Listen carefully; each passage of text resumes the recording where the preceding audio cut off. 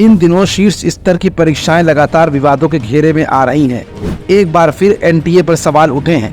साथ साथ इस मुद्दे ने इंडिया गठबंधन और संपूर्ण विपक्ष को इस समय एनडीए गवर्नमेंट के खिलाफ ही नहीं बल्कि सीधे मोदी के खिलाफ मोर्चा खोलने के लिए एक हथियार दे दिया है। इसी बीच शिक्षा मंत्रालय के एक फैसले ने इंडिया गठबंधन को मिले हुए मुद्दे को आग में घी का काम कर दिया है।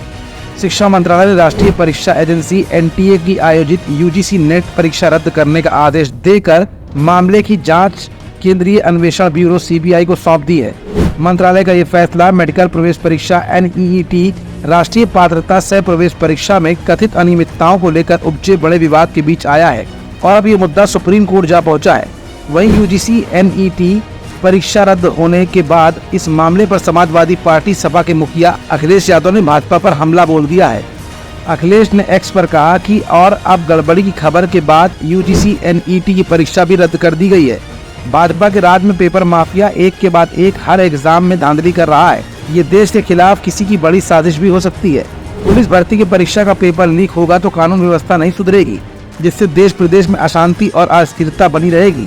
नीट की परीक्षा में घपला होगा तो ईमानदार लोग डॉक्टर नहीं बन पाएंगे और देश के लोगों के इलाज के लिए भविष्य में डॉक्टरों की कमी और बढ़ जाएगी और बेईमान लोग जनता के जीवन के लिए खतरा बन जाएंगे।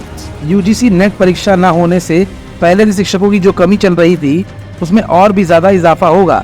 शिक्षकों की कमी से देश के मानसिक विकास में बाधा उत्पन्न होगी, जो कालांतर में देश के लिए बेहद घातक साबित होगा। उन्होंने आगे कहा कि इन सबसे प्रशासन के साथ साथ स्वास्थ्य और शिक्षा व्यवस्था चौपट हो जाएगी।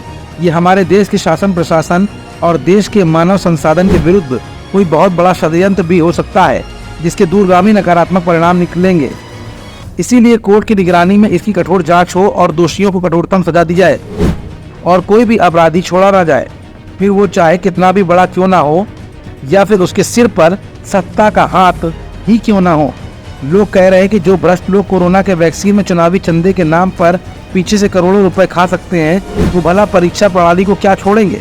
फिलहाल अखिलेश यादव के इस एक्स बम के आने के बाद अब एनडीए के घटक दल और बीजेपी सीधे निशाने पर हैं और विधानसभा उपचुनाव से पहले इंडिया गठबंधन को एक बड़ा मुद्दा भी मिल गया है, जिससे तमाम युवाओं को इंडिया गठबंधन की ओर आकर्षित करने की कोशिशें भी की जा रही हैं।